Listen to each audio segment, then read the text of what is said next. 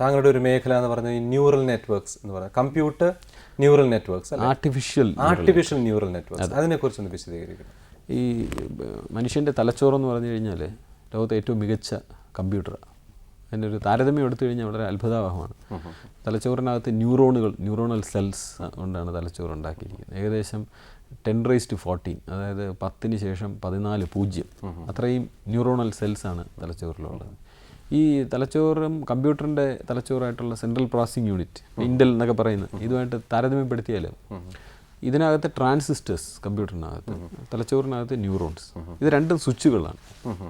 അപ്പോൾ ഈ കമ്പ്യൂട്ടറിൻ്റെ സ്വിച്ച് എന്ന് പറഞ്ഞ ട്രാൻസിസ്റ്റർ നാനോ സെക്കൻഡ്സ് കൊണ്ട്, അതായത് 10⁻⁻9 എന്ന് ശാസ്ത്രത്തിൽ പറയും, സമയം കൊണ്ട് അതിന് സ്വിച്ച് ഓണും ഓഫും ചെയ്യാനൊക്കും. എന്നാൽ തലച്ചോറിനകത്തുള്ള ന്യൂറോണിന് മില്ലി സെക്കൻഡ്സ് വേണം. അതായത് തലച്ചോറിലെ അടിസ്ഥാന ഘടകങ്ങൾ കമ്പ്യൂട്ടറിൻ്റെ അടിസ്ഥാന ഘടകത്തിനേക്കാൾ 1000 മടങ്ങ് വേഗത കുറവുള്ളതാണ്.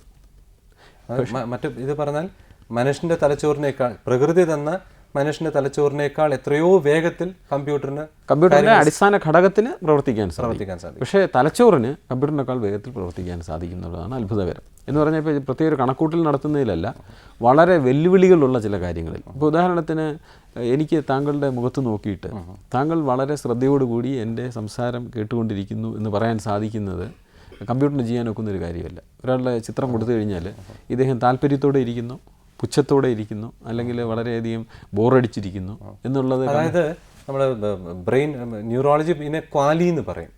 അങ്ങനെ ഒരു പദപ്രയോഗം, ക്വാലി എന്നൊരു പ്രയോഗമുണ്ട്, ഇമോഷൻസ് എന്നുള്ളതാണ്, ജഡ്ജ്മെന്റ്സ്, അതാണ് പറയുന്നത് തോന്നുന്നു. അതെ.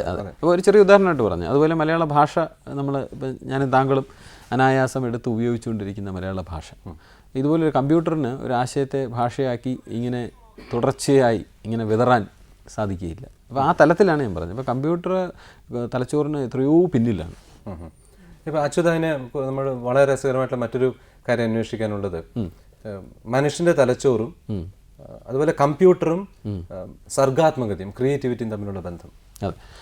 ഈ നേരത്തെ പറഞ്ഞ ആ താരതമ്യത്തിൽ ശരിക്കും തലച്ചോറിനെ നമ്മുടെ ഒരു വളരെ ചെറിയ രീതിയിൽ ഒരു പകർപ്പെടുത്ത് ഉണ്ടാക്കുന്ന ഒരു സമ്പ്രദായമാണ് ആർട്ടിഫിഷ്യൽ ന്യൂറൽ നെറ്റ്വർക്ക്. കമ്പ്യൂട്ടറിൽ തലച്ചോറിൻ്റെ ഒരു ചെറിയ പ്രതിരൂപം.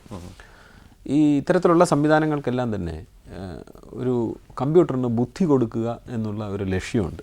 പൊതുവിൽ ഇതിനെ ആർട്ടിഫിഷ്യൽ ഇൻ്റലിജൻസ് എന്ന് പറഞ്ഞതിൻ്റെ കീഴിലാണ് കൊണ്ടുവരുന്നത്.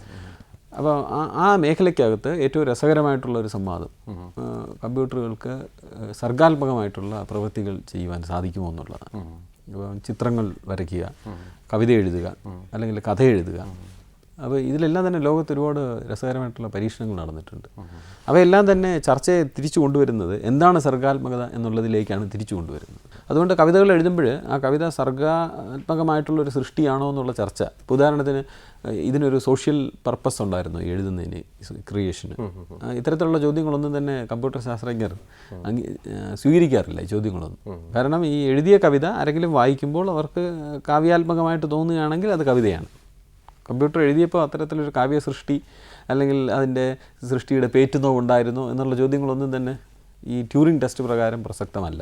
മറ്റൊരു ചോദ്യം ഇവിടെ ഉള്ളത്, മനുഷ്യൻ്റെ തലച്ചോറിന് അതിനെക്കുറിച്ച് തന്നെ അവെയർ ആവാൻ പറ്റും, അതിൻ്റെ പ്രവൃത്തികളെക്കുറിച്ച് അവെയർ ആവാൻ പറ്റും, അവെയർനെസ്, അവബോധം പറ്റും.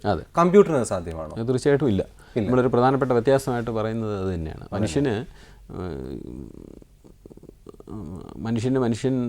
ചെയ്യുന്ന കാര്യം മാത്രമല്ല, മനുഷ്യൻ നിലനിൽക്കുന്നു എന്ന ഒരു ബോധം മനുഷ്യനുണ്ട്, നമ്മുടെ അസ്തിത്വത്തെക്കുറിച്ച്. അതെ. Computer doesn't know that it exist. അതിൻ്റെ ബീയിങ്ങിനെ കുറിച്ച് അറിയില്ല. അപ്പോൾ അത്തരത്തിൽ ഇവിടെ ഒരു കാര്യമാണ്, നമുക്ക് നമ്മളെക്കുറിച്ച് തന്നെ, നമ്മുടെ സ്വത്വത്തെക്കുറിച്ചുള്ള ഈ ബോധം ഉള്ളത് കൊണ്ടാണ് നമ്മൾ ഈ ഫിലോസഫിയിലും മറ്റും വ്യാപരിക്കുന്നത്. അങ്ങനെയാണ് നമ്മൾ ഈ ഒരു സ്പിരിച്വൽ തലത്തിലൊക്കെ എത്തുന്നത്, അധ്യാത്മ തലത്തിലൊക്കെ എത്തുന്നത്. അപ്പോൾ അതൊന്നും ഒരിക്കലും കമ്പ്യൂട്ടറിന് പറ്റുകയില്ലല്ലോ. അല്ല, ഈ നേരത്തെ പറഞ്ഞ നിർവചനം പ്രകാരം അത് കമ്പ്യൂട്ടറിന് സാധിക്കില്ല എന്നുള്ളത് ഒരു കുറവായിട്ട് നമുക്ക് കരുതാനൊക്കില്ല. കാരണം കമ്പ്യൂട്ടറിന് അതിനെക്കുറിച്ച് അറിവില്ല എങ്കിൽ ഈ പറഞ്ഞ ചർച്ച അതിന് പ്രസക്തമല്ല.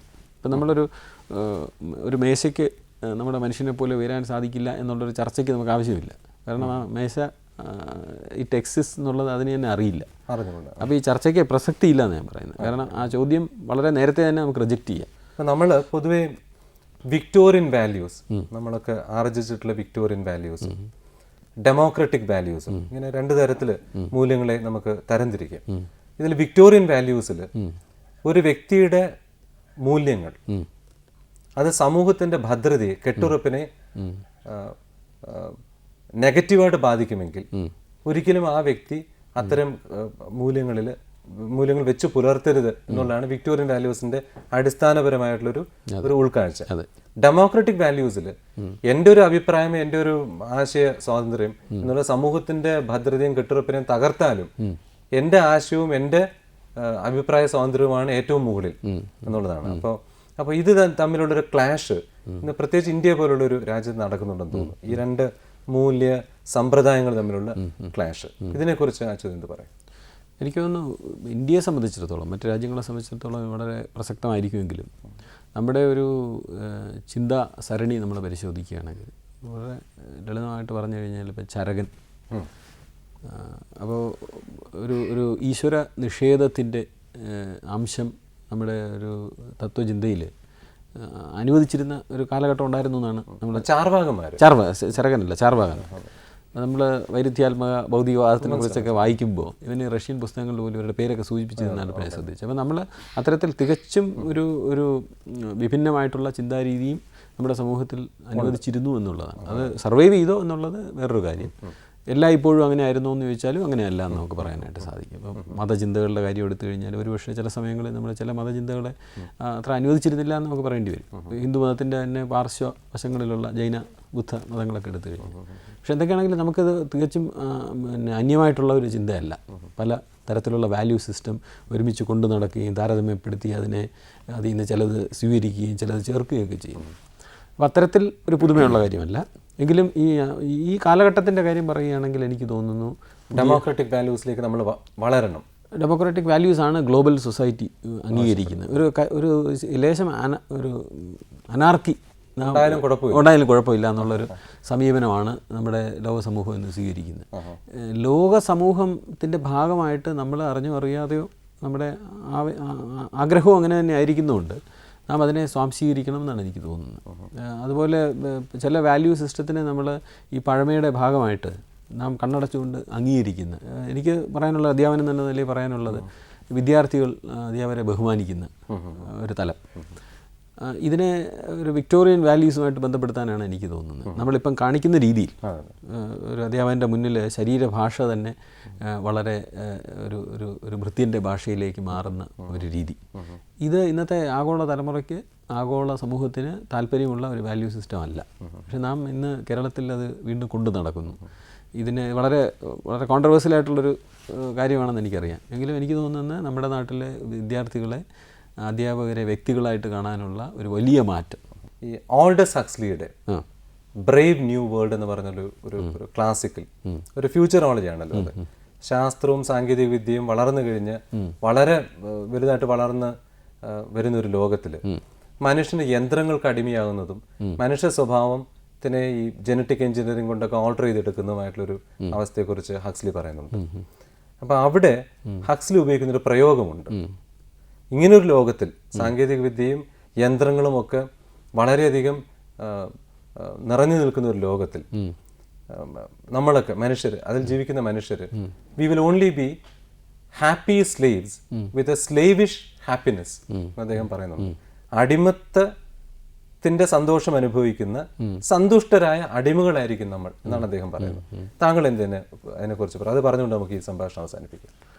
ഈ സാങ്കേതിക വിദ്യയും ശാസ്ത്രത്തെയും ശരിക്കും ഒരു ആധ്യാത്മികമായിട്ടുള്ള തലത്തിൽ നിന്ന് നോക്കുമ്പോൾ ഒരു ഭയം അല്ലെങ്കിൽ ഭീതി അല്ലെങ്കിൽ എതിർക്കപ്പെടേണ്ടതാണ് എന്ന് തോന്നുന്ന ഒരു പൊതു ചിന്താരീതി നമുക്ക് ചരിത്രം പരിശോധിച്ച് കഴിഞ്ഞാൽ ഒരുപാട് കാണാനായിട്ട് സാധിക്കും. ഇതിൻ്റെ അടിസ്ഥാനപരമായിട്ടുള്ളൊരു പൊരുൾ എന്താണെന്ന് വെച്ച് കഴിഞ്ഞാൽ നമ്മൾ ജീവൻ്റെ ഒരു രഹസ്യ മണ്ഡലത്തിലേക്ക്, അത് സർവേശ്വരന് മാത്രം അധികാരമുള്ള ഒരു മേഖലയിലേക്ക് നാം കടന്നു ചെല്ലുന്നു എന്നുള്ള ഭീതിയാണ് മനസ്സിൽ കിടക്കുന്നത്.